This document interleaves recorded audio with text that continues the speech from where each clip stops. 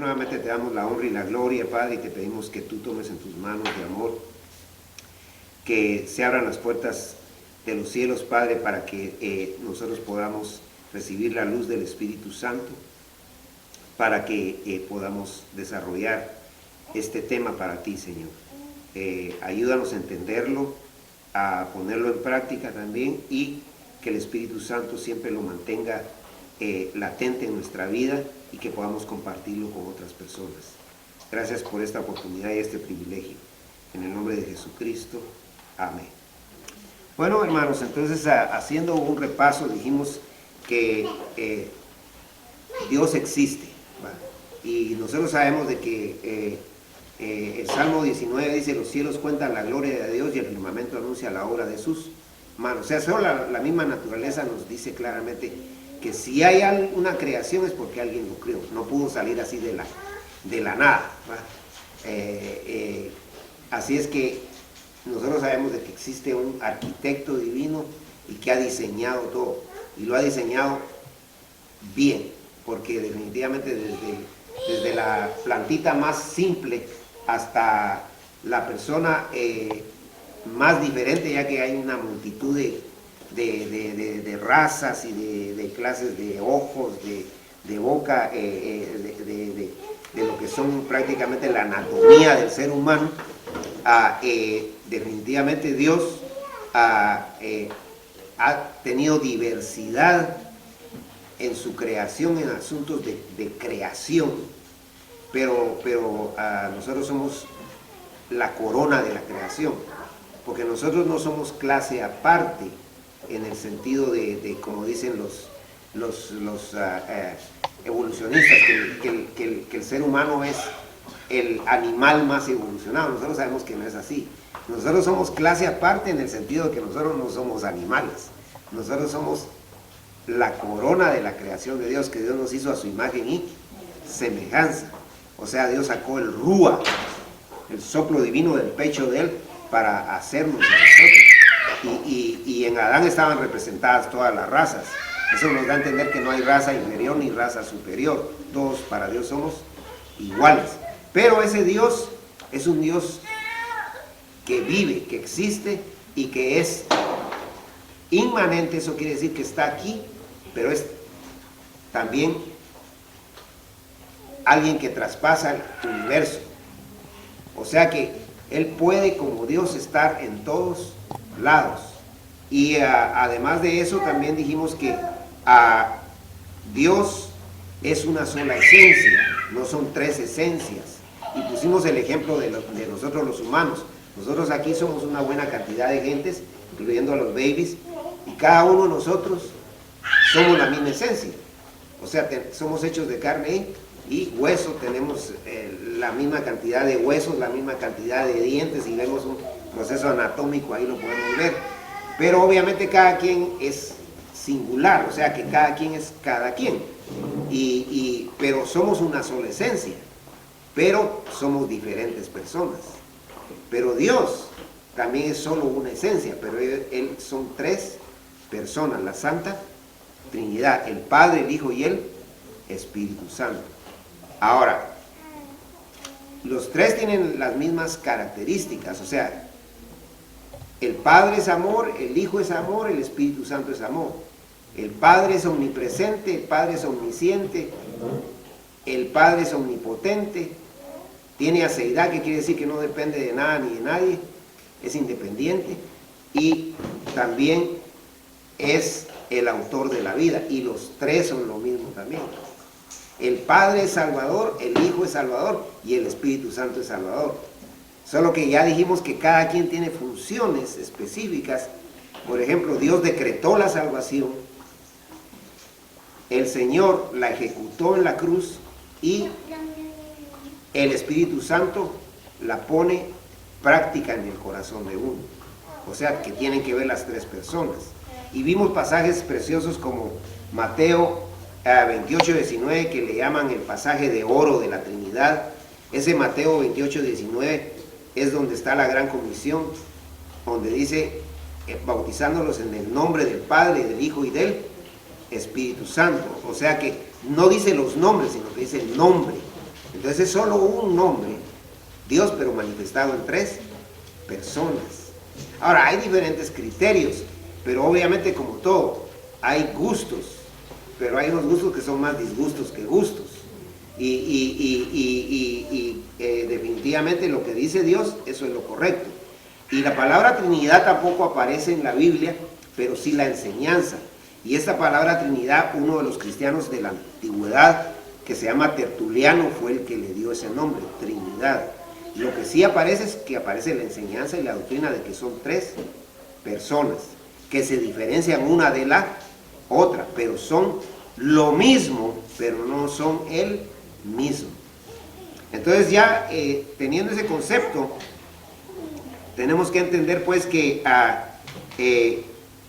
nosotros creemos en las tres personas y toda la esencia de Dios, y esto es bien importante, toda la esencia de Dios, no fragmentada, o sea que no está dividida, está en las tres personas. O sea que el Hijo es 100% Dios, el Padre es 100% Dios y el Espíritu Santo es 100% Dios. Ahora, algo interesante en todo esto es que hay una unidad. O sea, lo que uno dice o hace, lo hacen los demás. Ahora, las pruebas bíblicas son muchas, hay como 40 textos trinitarios, ¿va? Nosotros apenas estamos tocando uno que otro. Y de los textos que mencionan a las tres personas, ya dijimos, el de Mateo 28 y 19, que menciona a las tres personas, y está Marcos 1, 9 al 11. Marcos 1, 9 al 11, que fue cuando fue el bautismo de nuestro Señor Jesucristo. En Marcos 1, 9 al 11, la palabra de Dios dice: aconteció en aquellos días que Jesús vino de Nazaret de Galilea y fue bautizado por Juan en el Jordán. Acuérdense que Jesús fue bautizado a los 30 años. Ahora, y luego cuando subía del agua vio abrirse los cielos y al Espíritu como paloma. O sea, esto se llama una teofanía. Una teofanía quiere decir una manifestación sensible de la divinidad. O sea, aquí se manifestó como una paloma, pero no quiere decir que el Espíritu Santo sea una paloma. Y dice que vino una voz de los cielos que decía: tú eres mi Hijo amado, en ti tengo complacencia. Entonces aquí estamos viendo tres personas: el Hijo bautizándose, el Espíritu Santo que está yendo directamente a posarse en los hombros de Cristo, y el Padre que está diciendo: yo en ti me complazco. Está la unidad de las tres personas. Y es interesante porque, claro, el que más o de quien más se habla en la Biblia es de Cristo, pero también se menciona al Padre y se menciona al Espíritu Santo. Y solo por darles uno de los nombres más famosos o más reconocidos de Dios, porque Dios tiene el nombre de Shaddai, Adonai, Elohim, Jehová Jireh, tiene muchos nombres, ¿va? Pero cuando los vemos con los libros originales. Pero en la Biblia nosotros vemos un nombre que se menciona en el Antiguo Testamento, que es el nombre de Jehová. Y realmente el nombre de Jehová es un nombre que la expresión más correcta es Yahweh, no es Jehová. Pero no importa, porque Jehová ya nosotros lo conocemos y ya lo sabemos. Y de alguna manera la mayoría de la gente no maneja los idiomas originales. Pero definitivamente este nombre Jehová quiere decir el que era, el que es y el que será. Eso quiere decir el nombre. O sea, que Dios está siempre. Y este nombre se le aplica al Padre, se le aplica al Hijo y se le aplica al Espíritu Santo. O sea, no es solo un nombre exclusivo para el Padre, es para los tres. Por supuesto, como les vuelvo a decir, este tema de la Santa Trinidad tiene muchos conceptos y textos bíblicos en toda la Biblia, pero tendríamos que ampliarnos muchísimo para esto. Pero brevemente lo que les quiero decir es que aquí, en este pasaje trinitario que ya leímos, vemos que el Hijo se bautiza, el Espíritu Santo desciende sobre el Hijo en forma como de paloma, y la voz del Padre en los cielos. Entonces aquí se notan las tres personas. Seguidamente, solamente para corroborar, el Hijo es Dios en sentido absoluto. Como dijimos, no es parte de Dios, sino que es Dios mismo. Y en Juan 1:1 al 18 nos lo dice claramente. Pero en Juan, Santo Evangelio según San Juan 1:1 nos habla claramente de que el Señor Jesús es Dios también. Y ahí, obviamente, con la correlación que tiene, nos está indicando que Él es el Dios hombre, ya que de los tres, uno de ellos fue decretado que se hiciera hombre hace más o menos 2000 años, y que después de hacerse hombre viniera a ejercer su ministerio, a su pasión, muerte y resurrección. Y él dice en el versículo 1 de Santo Evangelio según San Juan: en el principio era el Verbo, y el Verbo era con Dios, y el Verbo era Dios. Entonces aquí de una vez dice que el Verbo era Dios. Ahora, el Verbo es un nombre que quiere decir la palabra, pero es la palabra viva y activa, no es la palabra escrita. Pero obviamente ese nombre lo puede tener Padre y lo puede tener el Espíritu Santo también. Pero ya en este mismo contraste o concepto de ideas, contexto, dice aquí en el versículo 12: mas a todos los que le recibieron, a los que creen en su nombre, les dio potestad de ser hechos hijos de Dios, los cuales no son engendrados de sangre ni de voluntad de carne, sino de voluntad de varón, ni de voluntad de varón, sino de Dios. Y el 14 es importante, que está conectado con el 1:1, dice: y aquel Verbo fue hecho carne y habitó entre nosotros, y vimos su gloria, gloria como del unigénito del Padre, lleno de gracia y de verdad. O sea, el Verbo que era Dios, o sea, Cristo, se hizo carne, se hizo humano, se hizo hombre, y habitó con nosotros en el planeta Tierra. Y Él, aún así, en la forma que tenía de ser hombre, nunca perdió su identidad de Dios, siempre fue Dios. Cuando Él quiso, se manifestó como Dios. Cuando Él quiso, no se manifestó como Dios. Por ejemplo, Él dormía porque tenía sueño, ¿va? Él comía porque tenía hambre, pero cuando Él quiso manifestarse como Dios, caminó sobre las aguas, calmó la tempestad, resucitó muertos, ¿va? Y tantas maravillas que hizo. Y en la gran transfiguración se les manifestó como Él va a venir en su segunda venida, en el Monte Santo. Y entonces, en base a eso, nosotros también podemos decir que el Espíritu Santo también es Dios.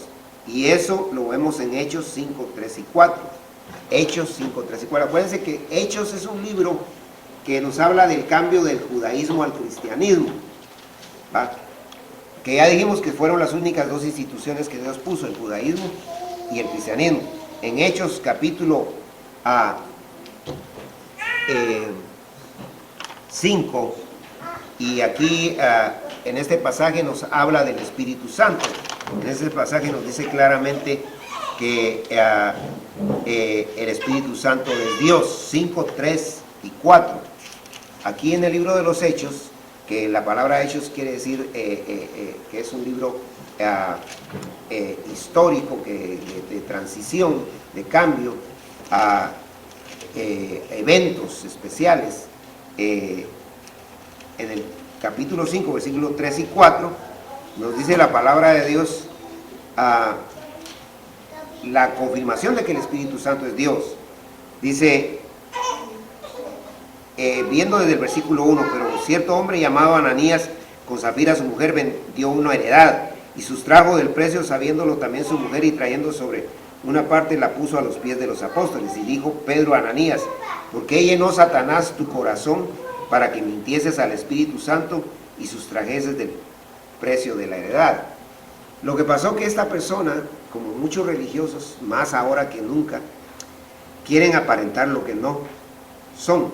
Estos eran parte del grupo de cristianos, pero vendieron lo que tenían ellos y dijeron que estaban dando completamente todo lo que habían vendido, pero ellos lo que hicieron fue que quitaron parte para quedarse con ellos y la otra parte la dejaron, pero ellos mintieron. Ellos no tenían ningún problema con mentir, aunque mentir no hay que mentir por ninguna razón, pero ellos no tenían ningún problema con mentir, porque ellos simplemente hubieran dicho, nosotros agarramos un poco y ahí les dejamos esto, no hay problema. Pero ellos quisieron demostrar que ellos eran grandes cristianos, como muchos ahora que quieren demostrar eso para manipular a la gente y para, obviamente, ejercer dominio no sobre las ovejas, sino que sobre la lana de las ovejas. ¿Va? Entonces definitivamente, aquí, Pedro, con la autoridad de apóstol, le dice en el versículo 4, reteniéndola no se te quedaba a ti, ahí está. O sea, si no hubieras querido, no la das. Y vendida no estaba en tu poder. ¿Por qué pusiste esto en tu corazón? No has mentido a los hombres, sino a Dios. Al oír Ananías estas palabras, cayó y expiró y vino un gran temor sobre todos los que lo oyeron. Y después dice que también la mujer murió, porque Dios los castigó así, porque era un precedente, porque era el inicio del cristianismo. Pero el punto aquí es que está diciendo, le mentiste a Dios, y después dice, le mentiste al Espíritu Santo. Está diciendo que el Espíritu Santo es Dios. Entonces, este tema de la Santa Trinidad, como les digo, ahorita lo estamos tratando de simplificar, pero es muy amplio, porque está la paternidad del Padre, está también el engendramiento del Hijo, que algunos piensan que porque la Biblia dice que el Hijo fue engendrado, fue creado, y el Hijo engendrado no es lo mismo que creado. Técnicamente la palabra engendrado quiere decir que tiene las mismas características, pero criado es que ha sido, en el hebreo hay una palabra que se llama ex nihilo, que lo creó de la nada. El Señor no fue creado de la nada, porque Él es el creador. O sea, que Él vino como hombre hace 2000 años es cierto, pero eso no quiere decir que Él no existía como Dios en la eternidad. Y cuando dice que Él es el unigénito del Padre, la palabra unigénito quiere decir único en su clase, que a la vez es Hijo y a la vez es Dios. No es como el ser humano. El ser humano, nosotros sabemos que las preciosas babies que dedicamos hoy tienen su papá y tienen su mamá, ¿va? Por el proceso que Dios dejó, fructificad y multiplicados, llenad la tierra y sojuzgadla. O sea que Dios dejó el ADN, que es una maravilla de la ciencia que fue descubierto no hace mucho, y que ahí se están dando cuenta que trae genéticamente hablando una criatura en los elementos que tiene el Padre y la Madre. Pero bíblicamente hablando, el Padre, el Hijo y el Espíritu Santo no pueden tener ADN, porque ellos son exactamente lo mismo, no son el mismo, pero tienen la misma esencia. La Santa Trinidad es un tema precioso, como les vuelvo e insisto, a mi amigo el pastor Edgar Contreras Rosales está dando un tema súper profundo. Lo pueden encontrar en remanentefiel.com. Doctor Edgar Contreras, él ya viene dando ese tema por 2 meses, porque hay una vastedad de explicación y de profundidad ahí. Que Dios nos ayude y que Dios nos bendiga a poder entender las cosas de Dios, que hay unas cosas que son más difíciles que otras, pero con la luz del Espíritu Santo las podemos comprender. Y sobre todo, lo más importante para una persona entender las cosas de Dios es tener un encuentro con Cristo. Decirle al Señor Jesucristo: Señor, yo quiero que me perdones y te acepto a ti, Jesucristo, como mi Salvador personal. ¿Por qué es personal? Porque nadie lo puede hacer por nosotros. Solo nosotros lo podemos hacer. Y cuando el Señor Jesucristo entra a la vida de uno, jamás vuelve a salir. No queremos ser religiosos, queremos ser genuinos cristianos. Que cristiano quiere decir seguidor de Cristo. Pero para eso tenemos que seguir las pautas, los procesos y estar a la manera de Dios, no a nuestra manera. Que Dios nos bendiga y nos ayude, una bendición para todos, y vamos a orar para terminar. Un abrazo ahí en la distancia, en la lejanía, a la gente que nos sintoniza en Facebook y en YouTube. Y acuérdense que este programa lo reproducimos entre 4 a 8 de la noche el día domingo. El día viernes a las 7:30 estamos tocando el Sermón del Monte y lo estamos dando en vivo, los días viernes más o menos a las 7:30. Que Dios los bendiga y que Dios nos apoye para seguir en sus caminos hasta el último suspiro que tengamos en este planeta, donde Él nos ha permitido el privilegio de habitar. Oremos. Señor amado, gracias porque nos amas, porque nos proteges, porque nos bendices.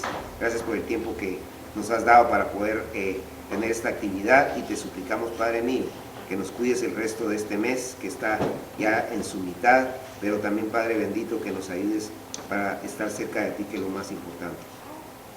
Te pedimos que bendigas lo que vamos a degustar en términos de comida, y que nos ayudes a regresar en paz a nuestros hogares. En el nombre de Jesucristo, aleluya, amén.